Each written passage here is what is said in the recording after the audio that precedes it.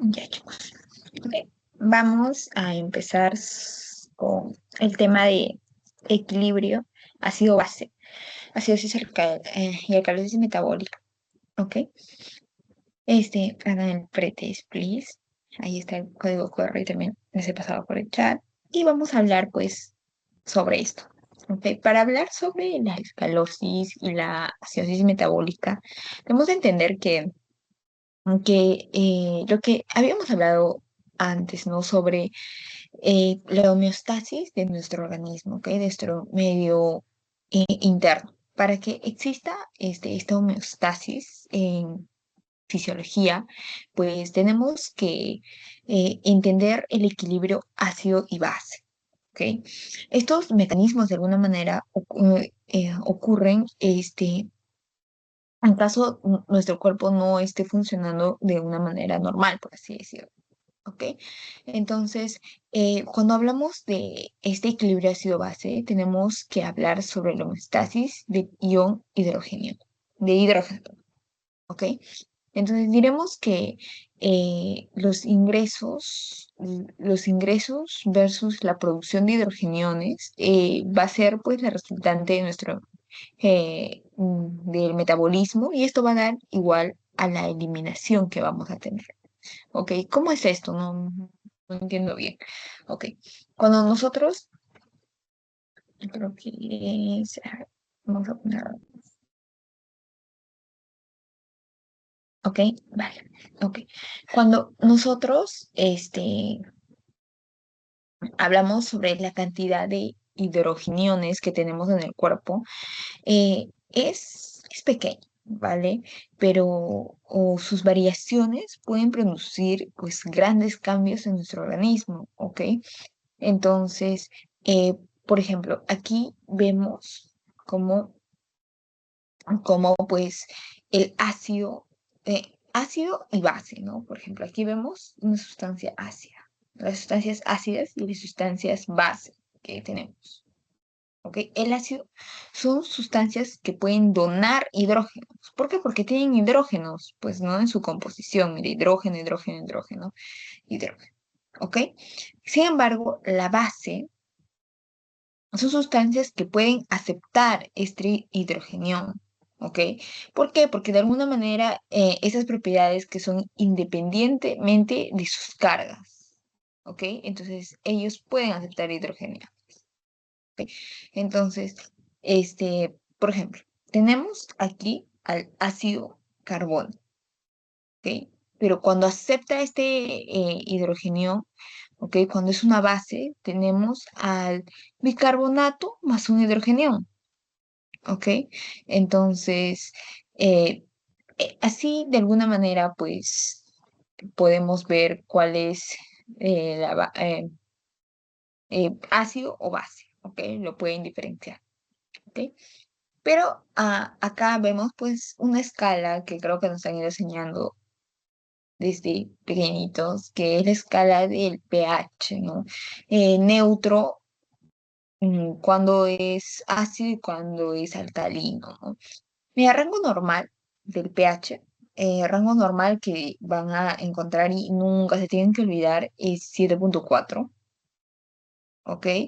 Más menos 0,4, 0,04, 0,05, ¿ok? Ese es lo neutral. Debajo de eso es ácido. Arriba de eso es alcalino, ¿ok? Entonces, es importante hablar de eso porque después vamos a hablar sobre fase y patologías, ¿no? Ya, bueno, ya hemos recordado más o menos qué es ácido y qué es base, ¿ok? Recordemos ahora y hablemos un poco sobre los amortiguadores buffers, ¿ok? ¿Qué son estos amortiguadores o también llamados buffers? Ok, un amortiguador eh, es el principal, ¿ok? Es un principal sistema que nos va a ayudar al equilibrio, ¿ok? Este nos va a ayudar al equilibrio del ácido base. Para eso tenemos estos amortiguadores. Y estos son capaces de ayudar a que no haya grandes variaciones de concentración de hidrogenio, ¿ok? Este va a decir, no, no, no, está habiendo bastante variación, ¿ok? No, hay que tratar de que todo esté en equilibrio, ¿ok? Entonces, recordemos que los ácidos débiles son capaces de tomar o liberar hidrógeno, ¿ok? Y bueno, como acá dice, ¿no? El principal sistema es el bicarbonato, dióxido de carbono, ácido carbónico, ¿ok? Y el bicarbonato está en mayor proporción y es capaz de variar la presión del CO2 en cambios de ventilación alveolar, ¿ok? Y es un buen tampón, ¿ok? ¿Cuál es el principal amortiguador, el principal buffer? Es el bicarbonato, ¿ok? Es el bicarbonato. Por eso siempre van a escuchar hablar cuando estén en clínica también, cuando un paciente pues no esté regulado su pH, que van a decir, denle buffers, ¿no? Un amortiguador, que es súper importante, ¿ok? Existen buffers intracelulares y óseos también. Ya que aquí tenemos a las proteínas, a los fosfatos orgánicos e inorgánicos, a la hemoglobina y eritrocitos, ¿ok? Existen una gran cantidad de buffers que vamos a tener en nuestro organismo. ¿Ok? Mira, aquí tenemos a la amortiguación química de ácidos y bases, ¿ok? ¿En qué consiste esto? ¿Por qué es importante hablar sobre, bueno, esto, ¿no? De alguna manera, y ya habíamos dicho que el pH, de alguna manera, normal, estamos en 7,4 más o menos 0,4 a 0,5, ¿verdad? Pero menor a eso, tenemos una acidosis, ¿ya? De hasta 7,35 más o menos. Y menor a eso ya estás en una acidemia, ¿ok? Y lo mismo, mayor a 7,4 pues vamos a estar en una alcalosis. Y mayor a eso, pues vamos a estar en una alcalimia, ¿ok? Así es como se da, ¿ok? Los buffers, ¿ok? Cuando nosotros, por ejemplo, vamos a hablar sobre lo que tenemos aquí abajo, eh, ¿qué implicancias puede dar esto, no? O sea, ya, bueno, ya sé números, ya sé cómo determinar si está una acidosis, acidemia, calosis, y de eso, ¿qué me va a servir, no? En mi carrera, ¿cómo lo voy a poder manejar? ¿Ok? ¿Qué pasa si una carga ácida, ¿ok? Aumenta la liberación, por ejemplo, de calcio en el hueso o de las vías urinarias, que es común, ¿no? Entonces, el calcio, ¿qué puede formar? El calcio va a formar cálculos, ¿ok? De calcio propiamente, ¿ok? Entonces, ¿qué va a haber? Un aumento de excreción de calcio, ¿ok? Disminución de excreción de citrato, ¿ok? Aumento, digamos, de su reabsorción en el túbulo proximal, ¿ok? Entonces, de alguna manera, este, eh, de esa manera nos vamos a dar cuenta, ¿no? Por ejemplo, en un citrato urinario, que si nosotros hablamos es un inhibidor de la formación de piedras que puede haber, ¿no? Que se puede hacer, ahí tenemos cálculos, ¿no? Entonces, de alguna manera, la disminución de este pH urinario va a precipitar piedras de ácido úrico, ¿ok? Entonces, es importante para eso. ¿Ok? Nosotros vemos amortiguación química de ácidos y bases. ¿A qué me refiero? Miren, cuando nosotros hablamos acá de acidemia y alcalemia, por ejemplo, la acidemia, si aumenta la concentración de hidrogeniones, miren aquí, está aumentando la concentración de hidrogeniones, ¿ok? Va a disminuir el pH, está disminuyendo el pH y disminuye la concentración de bicarbonato, es una acidemia. ¿Ok? Aumento de hidrogeniones, disminución del pH y disminución de bicarbonato. Estamos hablando de una acidemia, no se olvide. Y una alcalemia, que es, disminuye la concentración de hidrogeniones, aumenta el pH y aumenta el bicarbonato. ¿Ok? Estos procesos, de alguna manera, de los cambios de concentraciones, de pH y todo eso, lo que va a resultar es la concentración de hidrogeniones, ¿no? Y eso le vamos a llamar acidosis y alcalosis metabólica, ¿ok? Que vamos a hablar más adelante. Y si nosotros, pues, de alguna manera hablamos de la amortiguación, pues, química de esas bases, también tenemos que hablar a nivel respiratorio. ¿Ok? A nivel de respiratorio también va a funcionar. ¿Y cómo así? ¿Cómo nos damos cuenta que hay cambios, ¿no? A nivel respiratorio, en el bicarbonato, en los otros. ¿Ok? Vamos a ver el PCO2. ¿Ok? La presión de CO2. ¿Ok? Los trastornos respiratorios se van a dar cuando vemos la presión de CO2 aumentada, acidemia. La presión de CO2 disminuida, va a haber una alcalemia. Entonces, de esa manera, ustedes se van a dar cuenta. ¿Cómo les puede venir en su examen? Les puede venir un caso, ¿no? Entonces, puede venir un paciente con pH y les pueden dar pues de 3.2, 7.2, perdón, con un bicarbonato disminuido, hidrogeniones elevados, el paciente no sé, se encuentra tal, en qué estado está, ¿no? Y ustedes tienen que poner alcidemia, alcalemia, etcétera, etcétera, ¿ok? Entonces, ahí van viendo cómo se dice, cómo se representa, ¿ok? Ahora vamos a ver, ya hemos visto pues que es una acidemia, que es alcalemia, también a nivel respiratorio, qué va a pasar con el PCO2, ¿no?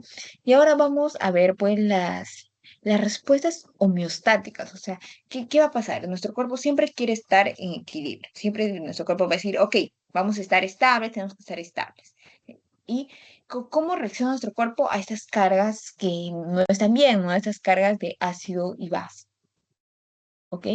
Entonces, cuando hay una carga ácida, ¿ok? Cuando hay una carga ácida, lo primero que se va a dar es una amortiguación química de baja, extra e intracelulares. Es lo primero que se va a dar. La segunda respuesta que se va a dar es cambios en la ventilación alveolar para el control de PCO2. Ah, me olvidé de colocar CO2.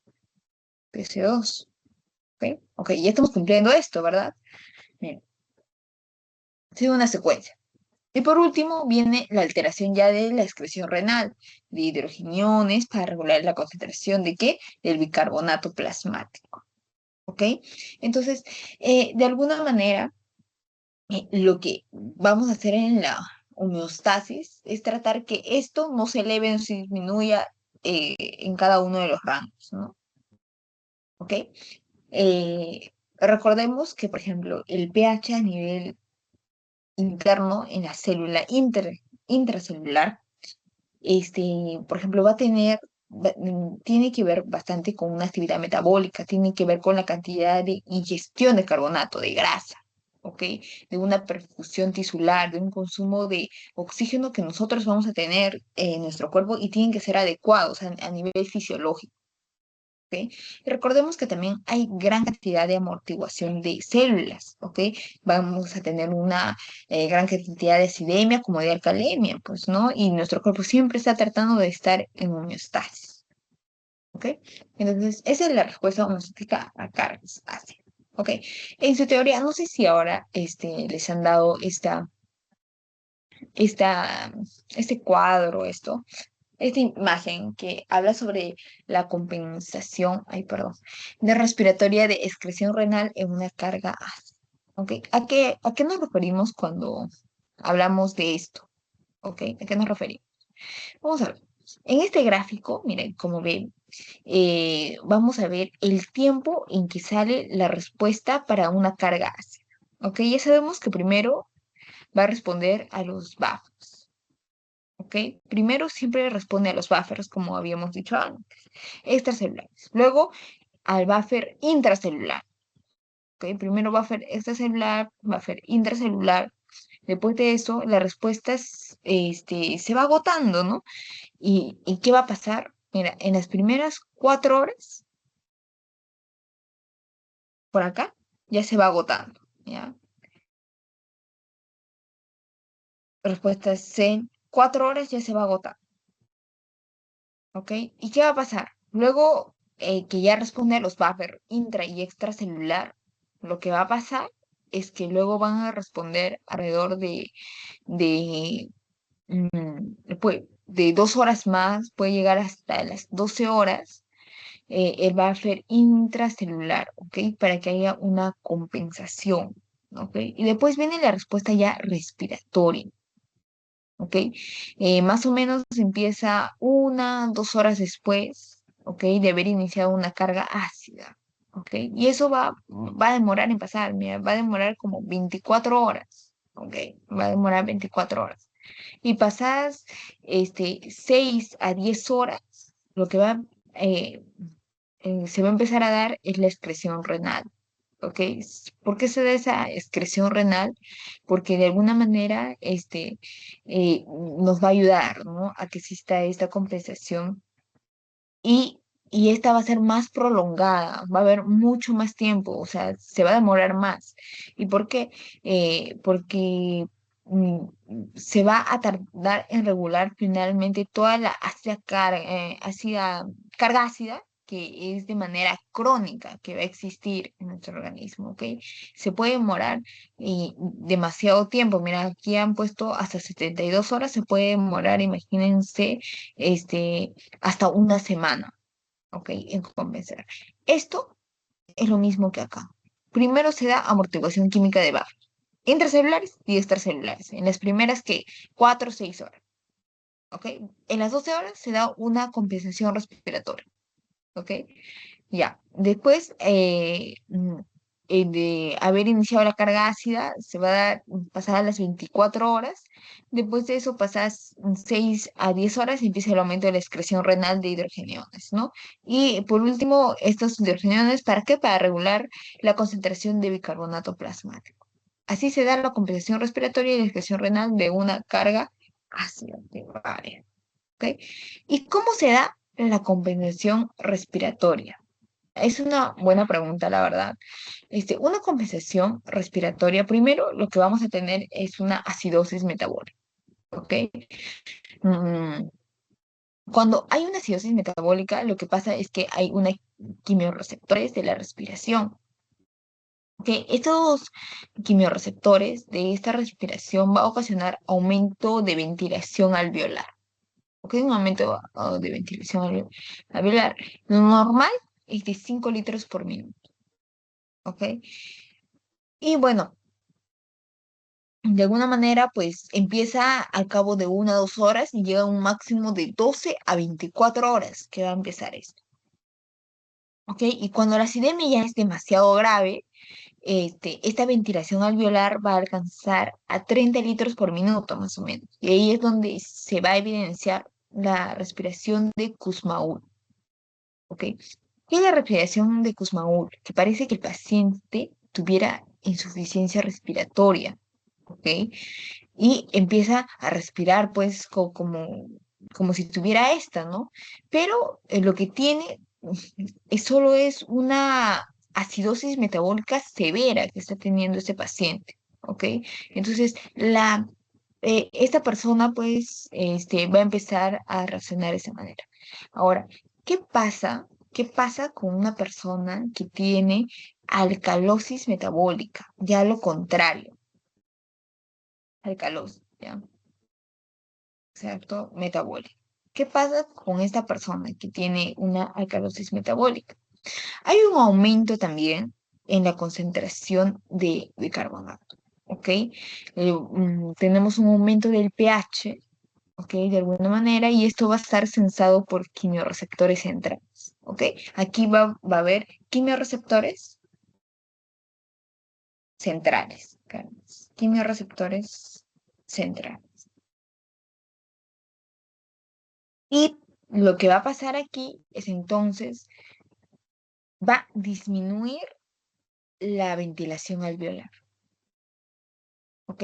Y para que disminuya esta ventilación alveolar, lo que va a pasar es que va a aumentar la presión de CO2, aumenta la concentración de hidrogeniones, aumenta el pH, ¿ok? Y eso hace que retornemos a un estado estable, ¿ok?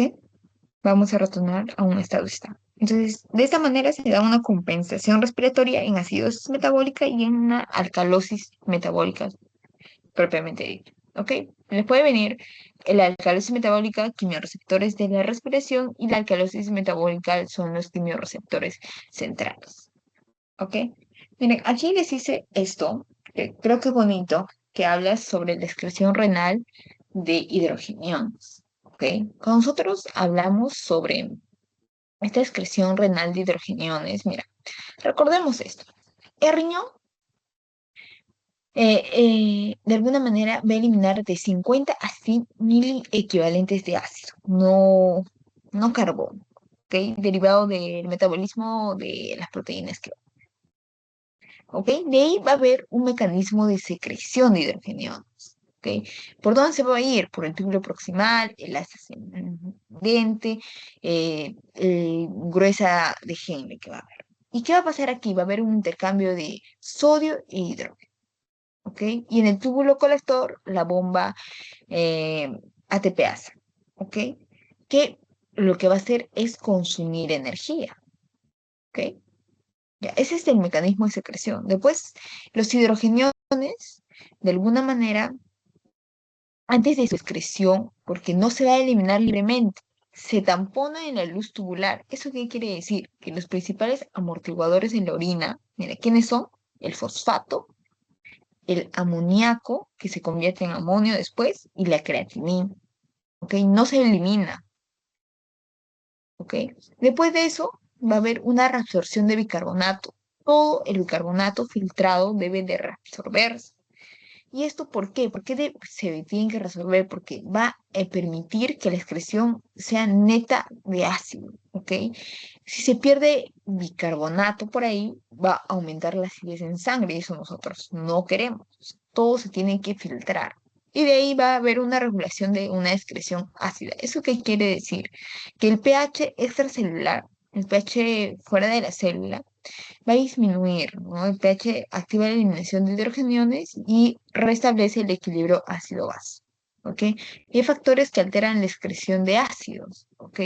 La disminución de volumen circulante, la hiperaldosteronismo, la concentración de potasio y todo eso. Eso va a hacer que regule nuestra excreción ácida. Y por último, las acciones de la aldosterona, que bueno, son las células principales, resuelve el sodio, secreta el potasio, las células intercalares que reabsorben el sodio, secreta hidrogeniones, ¿ok? Entonces, em, esto va a ayudar a la excreción renal este es el proceso de la excreción renal de hidrogeniones que está pasando, ¿ok? Creo que eso es lo más bonito que les he podido colocar, la verdad. Pero vamos a ver cómo se da, por ejemplo, aquí la reabsorción de bicarbonato, ¿ok? Primero lo que vamos a tener es que nosotros sabemos que la mayoría del bicarbonato se va a reabsorber. Habíamos dicho, se tiene que reabsorber, ¿ok? Pero de esto, pues, de alguna manera se van a filtrar 180 litros al día, ¿ok? 180 litros filtrados en el riñón. 99% de bicarbonato es reabsorbido, como ya les había dicho, y se reabsorbe en 4.300 miliequivalentes por día de bicarbonato. ¿Ok? Entonces, ¿qué va a pasar? Ok, va a haber una excreción de ácido. Una excreción de ácido. ¿Eso qué quiere decir? De 500 a 100 miliequivalentes por día de ácido se elimina a través de la secreción de hidrogenio. ¿Ok? Entonces, la célula tubular, de alguna manera, va a haber esa disociación del compuesto agua. Genera hidrógenos y OH, ¿ok? De forma equimolar, como se dice, ¿ok? De un oxidrígeno. Se va. Y después va a haber la formación de bicarbonato en la célula tubular. ¿Qué quiere decir? Que estos hidroxilos, ¿ok? Se unen al CO2 mediante esta anhidrasa carbónica, ¿ok? Y esto forma, de alguna manera, el bicarbonato, que se va a resolver, perdón, en la circulación a través de la membrana. ¿Ok? Y el bicarbonato que ha sido generado, ya que ha sido secretado en la luz tubular, ya va a ser para su eliminación. Y la eliminación de hidrogeniones se eliminan pues unido a qué? Al fosfato, al amonio, porque se tienen que eliminar. Y por cada hidrógeno secretado, genera y se absorbe, pues, ¿no? Un nuevo bicarbonato en las células peritubulares. Y de esa manera, pues, se da la resorción del bicarbonato que puede existir. Mira, en esta imagen de acá nos dice, la resorción de bicarbonato se produce a nivel de diferentes segmentos del túbulo renal, ¿no? Y aquí pueden ver los porcentajes de carga filtrada del bicarbonato absorbidos en diferentes segmentos tubulares que nosotros podemos ver. Y bueno, también nos muestra en mili equivalentes en condiciones normales. De manera fisiológica, aquí podemos ver, ¿no? Entonces, habíamos dicho que de manera diaria, pues se van a resolver 4.300 mili equivalentes al día, ¿no? Después de eso, va a ir pues en cada nivel, de alguna manera vamos viendo cuánto bicarbonato pues se va, eh, se va filtrando, de alguna manera se va resorbiendo. ¿Ok? Entonces, esa es la resorción tubular del bicarbonato, el principal buffer que va a existir. ¿Ok? Vemos, por ejemplo, a nivel del túbulo es 85, 85% es en el túbulo proximal. Ahí ven el túbulo proximal, que es un 85%. Aquí vemos en un 10% en la rama ascendente gruesa de Henle, ¿verdad?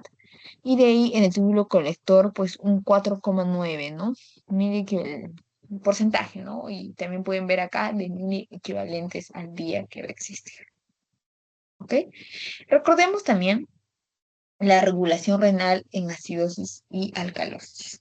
Mira, de alguna manera vamos a tener la acidosis pH menor a 35 y la alcalosis mayor a 7,45. ¿Ok? El mecanismo renal, ¿qué va a pasar en el riñón? Si estamos en una acidosis, aumenta la secreción de bicarbonato y la resorción, que diga, de hidrógeno, aumenta la resorción de este bicarbonato. Eso es lo que pasa. ¿Ok? Eso se tiene que aprender. ¿Cómo se da la regulación renal, alcalosis y acidosis? Eso es lo que pasa. Y en la alcalosis, ¿qué va a pasar? Se reduce la secreción de bicarbonato y la de hidrógeno, perdón, y la resorción de bicarbonato. ¿Ok? Pero más específicamente, acciones específicas que van a pasar es la secreción de hidrógeno en el túbulo proximal, enlace de Henle y en el túbulo conector. ¿Ok? Eso va a pasar. También se va a producir la amoniogénesis, que es la producción de amonio.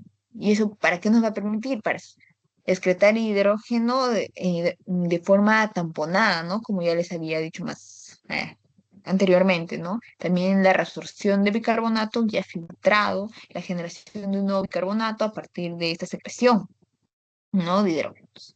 ¿Y qué pasa en la alcalosis? Pues va a disminuir la secreción de bicarbonato en el túbulo colector, va a haber la excreción de bicarbonato no resorbido, la reducción de amoniogénesis para evitar la pérdida de bicarbonato. ¿Se dan cuenta? No, no es tanta la cosa, es lo opuesto nada más, ¿no? De la acidosis y la alcalosis. Y así se da la regulación renal de esto. Ahora, ¿cómo se da este proceso de amoniagénesis y excreción? Estaba viendo cómo explicarles la verdad para que les parezca bien bonito, ¿ya? La amoniogénesis se genera a partir de una glutamina filtrada, ¿ok? De ahí nace el amonio, ¿verdad? ¿Ok? Y se puede unirse a otro hidrogenión y se secreta en forma de, ¿qué? De amoníaco. ¿Ok? Y se une a otro hidrogenión, va a formar el amonio. ¿Ok? De alguna manera, en forma de amonio se va a eliminar en la orina. ¿Ok? En forma de amonio. Lo vamos a eliminar en la orina. Eso no se olvide. El intercambio también que va a haber con el sodio hidrogenión se va a eliminar también por ahí. ¿Ok? Por otro lado, si tiene un estado donde vamos a ver demasiado, por ejemplo, bicarbonato, vamos a tener que ser capaz de resolver de alguna manera. Y todo este ácido que va a ser en forma de amonio hacia el capilar tubular también está formado por la bomba de sodio o potasio ATPase. ¿Ok? Entonces, recordemos que por así decirlo, toda la carga ácida que nosotros vamos a ir filtrando, que va a ir unida, tamponada, ¿ok? Al fosfato, y todo esto que viene del hidrogenión, que se hace fosfato, hidrógeno y sale por la orina, todo esto de alguna manera, un producto de la glutamina que había hablado, ¿no? De la amonogénesis, de la producción del amonio, todo esto, sale por la orina. ¿Ok? Por otro lado, se está generando bicarbonato de alguna manera y se da por acción de la anhidrasa carbónica, ¿no? Que se va a resolver también. ¿Ok? Entonces, en este cuadrito, de alguna manera, vemos cómo se da la producción de amonio, cómo se da la excreción de amonio y cuál es su rol en el equilibrio ácido-base. ¿Ok? ¿Cómo se da la producción de amonio? ¿Ok? A partir del amoníaco, a partir de la glutamina. ¿Cómo se da la excreción?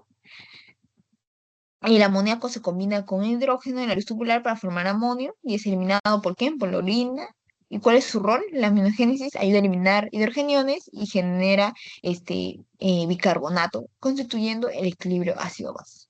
Ahora, ¿quieren saber más específico? Pues acá al lado vemos, ¿no? Cómo la glutamina se desamina en el túbulo proximal, ¿no? ¿Qué pasa con cada molécula? ¿Qué está pasando? Por ejemplo, en la acidosis se estimula la producción de amoníaco para aumentar la eliminación de hidrogeniones. Y en la alcalosis disminuye la producción de amoníaco para retener más hidrogeniones. ¿Ok? Entonces, eso pasa en la amoniagénesis y su excreción, ¿no? Y en el rol que van a tener en el equilibrio ácido-base. ¿Ok? Para todo eso, bueno, aquí tenemos este cuadrito que yo siempre les he dicho, de todo lo que hablo, deberían aprenderse este cuadro, siempre lo van a llevar en el hospital, tienen que aprenderse esto y lo van a volver a ver. Y después este cuadro donde hablamos del pH, cuánto es un pH normal, cuánto es un pH ácido y cuánto es un pH alcalino, ¿no? Y, por ejemplo, estamos en una acidosis, ¿ok? Y ahora queremos ver si la acidosis es metabólica y la acidosis es respiratoria. Vamos a ver, por ejemplo, el bicarbonato, ¿ok? Vamos a ver. Si está disminuido, es una acidosis metabólica. Y si el CO2 está aumentado, es una acidosis respiratoria. Y lo mismo en alcalosis. Yo les recomiendo ver esto bien, aprenderse este cuadro, porque he visto, ¿no? Que en las preguntas de sus exámenes a veces le vienen números, ¿no? Y dicen, mira, este, si tenemos un pH tanto, y bueno, el bicarbonato está en tanto, ¿en qué está? En una acidosis metabólica, acidosis respiratoria, calcio metabólica. Entonces, son preguntas donde no les deben de atrapar, es para que ustedes solo marquen y ya esté todo. ¿Ok? Entonces, también por otro lado, pues tenemos acá a los efectos del pH tubular, ¿ok? Sobre, de alguna manera, a qué se enfrentan, ¿no? Por ejemplo, el cemento del pH, cemento filtrado, túbulo proximal, orina final, el pH 7,4, 6,8, 4,8, ¿ok? Los sulfatos, fosfatos, también la cantidad amortiguadora que existe en cada uno, ¿no? El filtrado no siempre va a ser cero, por ejemplo, el filtrado es cero, de túbulo proximal 15, la orina final es 39,5, ¿no? Que va a existir.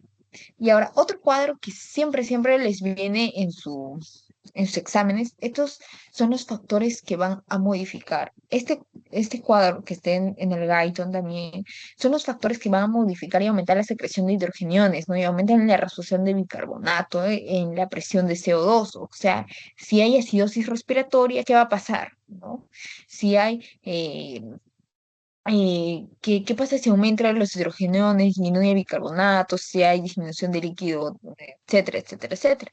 Entonces, va a haber la disminución en secreción de hidrogeniones y la reabsorción del bicarbonato que puede existir. ¿Ok? Entonces, de alguna manera, este cuadro se tiene que aprender porque sí les va a venir, o bueno, la mayoría de veces les viene cuando aumenta la secreción de hidrógeno y la reabsorción de bicarbonato, ¿no? ¿Qué pasa? Es lo más fácil del mundo porque si se aprende el otro es lo contrario, ¿no? Que puede que va a existir. ¿Ok? Y bueno, vamos a hablar sobre un poco la acidosis y la alcalosis metabólica. Miren, aquí vamos a ver un poquito. La acidosis metabólica. Miren, ¿qué pasa? Cae el pH, ¿ok? Tenemos un pH bajo. Entonces, ¿en qué estamos? En una acidosis, ¿ok? Y de alguna manera, la respuesta compensatoria también va a disminuir la presión de CO2, ¿ok? Entonces, ¿qué va a pasar? Cae también la presión de CO2, ¿ok? Y esto va a pasar, ¿por qué? Porque hay un aumento de la ventilación alveolar, ¿ok? Entonces, ¿qué va a pasar? Vamos a perder, ¿qué? Vamos a perder bicarbonato, capaz nuestro paciente entre, pues tenga, acá dice, capaz nuestro paciente pues tenga vómitos, diarreas, ¿verdad? Eh, contenido intestinal de alguna manera por adición de otros ácidos de los hidrogeniones, ¿ok? Entonces, nuestro paciente va a llegar a hacer una cetoacidosis diabética. Puede llegar, ¿no? Tenemos la cetoacidosis diabética y la acidosis láctica, ¿no? En todo caso. Entonces, ¿qué va a pasar a nivel renal? A nivel renal va a aumentar la excreción renal de hidrógeno, ¿ok? ¿A través de qué? Del amonio. Habíamos dicho que el amonio, ¿verdad? Y la acidez también y la generación de bicarbonato de un capilar. O sea, va a haber una circulación general. Y es así como se da una acidosis metabólica. ¿Y por qué? ¿Por qué produce la diarrea? ¿Por qué produce el vómito? Por esto. ¿Ok? Todo cae. Todos nuestros sistemas de alguna manera están unidos. ¿Ok? Cae el pH, cae la presión de oxígeno, va a afectar la ventilación alveolar, la pérdida de carbonato, la diarrea, el vómito, todo esto interviene. ¿Ok? Y lo mismo pasa aquí, en la alcalosis metabólica. ¿Qué está pasando en la alcalosis metabólica? En la alcalosis metabólica, pues es lo contrario, ¿no? ¿Qué va a pasar? El pH, de alguna manera, aumenta. La concentración de bicarbonato aumenta.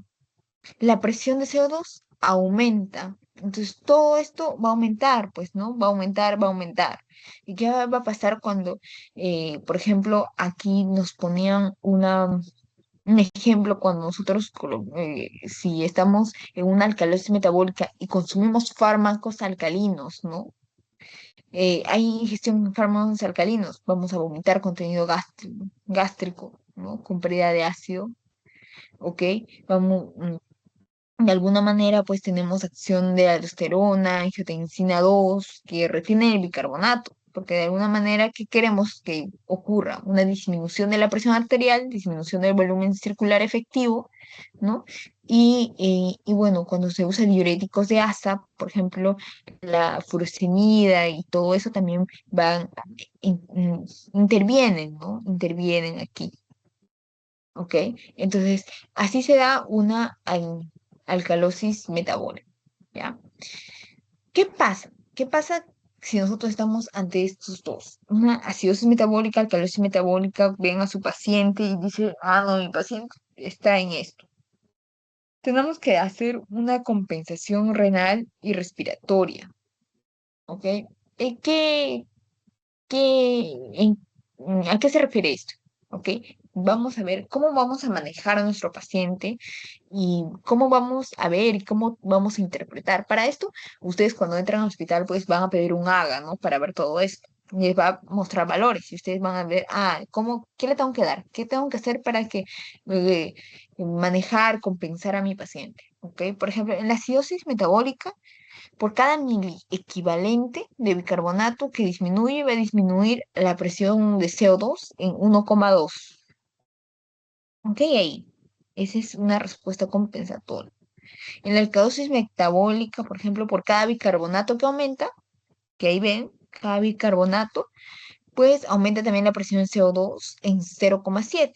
Y así en cada uno, ¿no? Para los trastornos también respiratorios, que puede haber agudos, crónicos, ¿no? La acidosis respiratoria aguda va a estallar en las primeras 24 horas y tenemos, porque por cada 10 miliequivalentes de la presión de CO2 aumenta el bicarbonato un equivalente, ¿no? Y en esta acidosis respiratoria crónica aumenta 3 miliequivalentes. Entonces, de esa manera nosotros vamos a ver qué está pasando con nuestro paciente y cómo nosotros podemos hacer esta compensación renal y al mismo tiempo la compensación respiratoria, ¿no? Porque esté ocurriendo un cambio, ¿ok? En sus exámenes no les preguntan generalmente cómo hacer la compensación, ustedes lo van a ver en MED, creo. Más que les van a preguntar, yo lo que he visto es sobre este cuadrito, esto es lo que les preguntan. Y también esto, ¿ok? Este cuadrito que los valores, más que todo, con CPH, cuánto es de valor normal del PCO2, de bicarbonato y todo eso. Pero no les preguntan nada más. Y bueno, chicos, sí, ya hemos terminado. Hagan el post-test. Acá les dejo un ratito. Les voy a pasar también el post-test por el chat. Y bueno, eso es todo. Gracias. Siempre lean el guide, ¿no, chicos? De ahí les van a preguntar. Y bueno, no sé si tienen alguna pregunta.